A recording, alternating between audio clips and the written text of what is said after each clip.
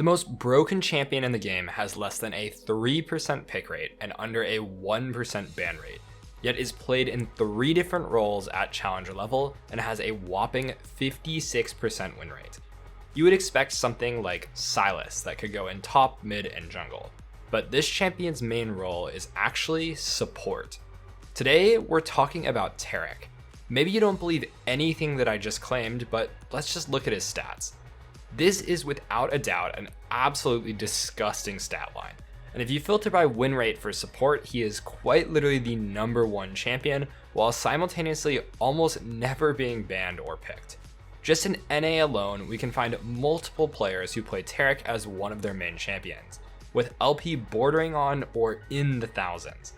Tarik as a support champion here and here, Tarik as a top laner running Ghost and Teleport, and most surprisingly, Tarik as a jungler, not just from one person either, but 2. These are not players that picked Tarik a handful of times and had success, but instead they've chosen to main him as their primary or secondary champion in Challenger. The sheer existence of these players and the fact that they can get to this rank without anyone else really following suit, especially in low elo, is a huge tell that maybe Tarik is just misunderstood. So today we're going to be diving into what makes Tarik so exceptionally strong and how you should be playing him if you want to abuse him to climb. And speaking of climbing, this is exactly why our service at skillcap.com actually works.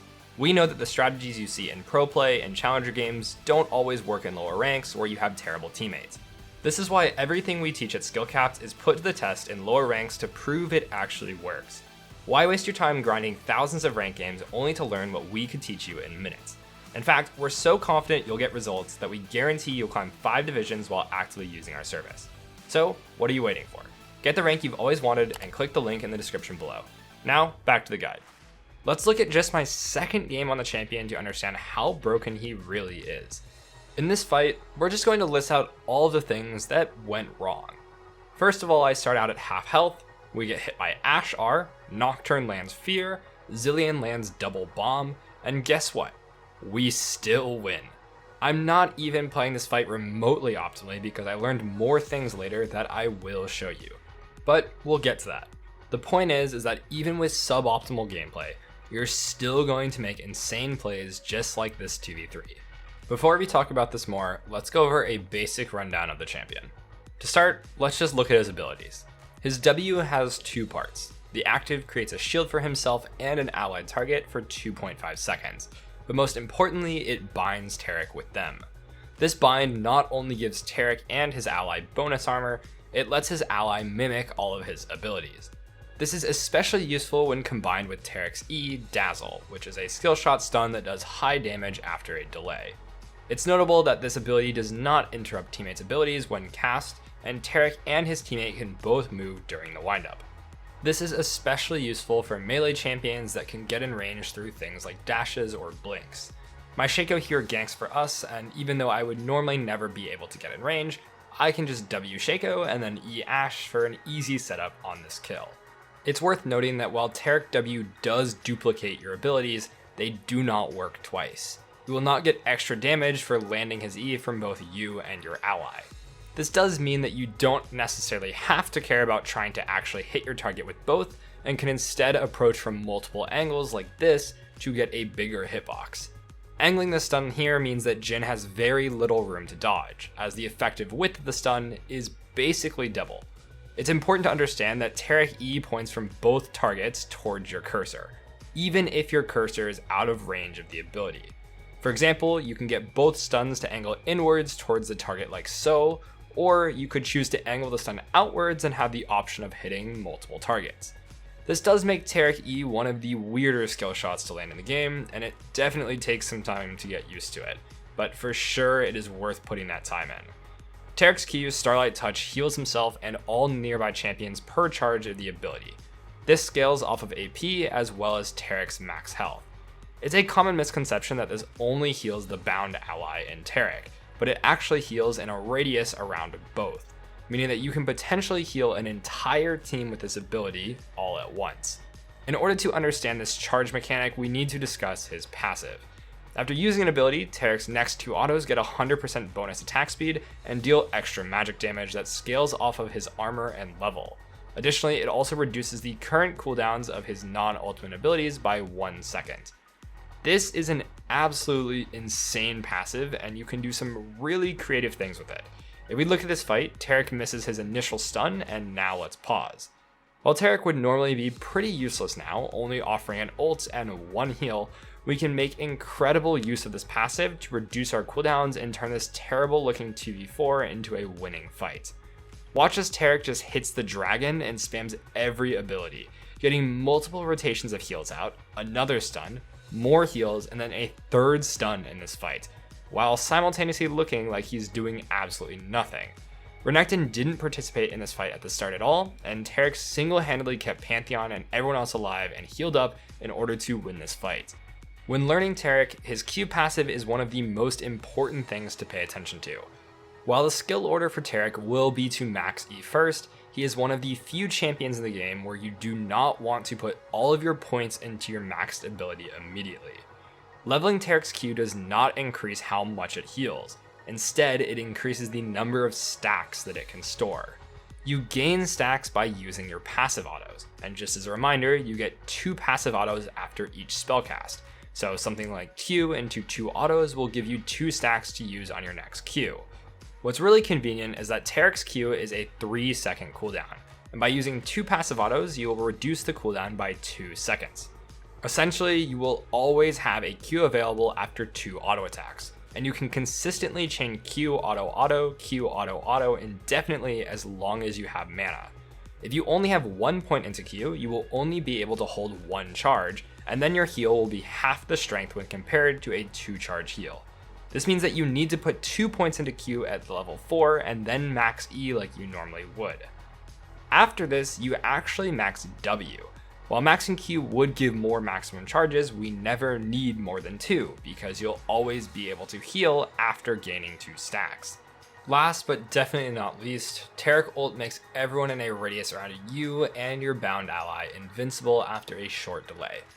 2.5 seconds of invincibility is absurd. It turns out when your opponents can't damage you and you can still heal and ignore things like towers, you tend to come out of it in an insanely positive situation. This is single-handedly one of the most game-defining ultimates, and having this much power in a kit is not to be underestimated. Let's talk about runes and items now. One of the main reasons why Tarik is so good is due to his keystone, Glacial Augment. Without this, Tarik has a difficult time sticking to targets and actually using his auto attacks to reset his cooldowns. He does have other options, namely Spellbook, but with Glacial, he's a completely different monster. It lets you give chase, retreat easily, and also set up for your next stun. Of all the champions in the game, he probably uses this the best. You'll want to run scaling CDR and full armor in your runes unless you're going against an AP bot lane. Remember that Tarik scales off of bonus armor, so these runes also add damage to his auto attacks and E. Conditioning and Revitalize can be great for your secondary tree, but something like Presence of Mind and Tenacity can let you lean in easier to getting armor boots. Personally, both are fine. While other supports usually opt for building something like Mobility Boots or Lucidity Boots, Tarik will usually avoid these. Tarik's autos do hurt pretty badly, and you can often just out-duel ADCs early on, especially if you're getting early tabbies. Sorry for not calling them steel caps, I guess I'm just getting old and stuck in my ways, I don't know. Tarik not only gains damage from building these boots, but desperately needs in-combat move speed and tankiness. If you go in with mobility boots and someone hits you, suddenly you can't get in range to auto or line up your E. And if you build too squishy, all of your abilities come out on a delay, so you'll blow up before you can use your important skills. This means that you will most of the time be opting to buying tabbies, and sometimes Merc Dreads, but there needs to be an insane amount of CC on the enemy team to opt for them. The most important thing to note is that Tarik loves tier. You will almost always buy this on your first base, as without it, you run extremely quickly.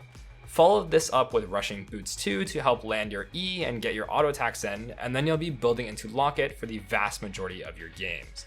Shurelya's is viable as a mythic, but when in doubt, just go Locket.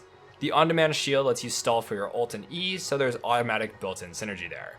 Extra move speed to engage is nice if your team lacks that, but most of the time you'll have someone to W and then they can get into range for your stun.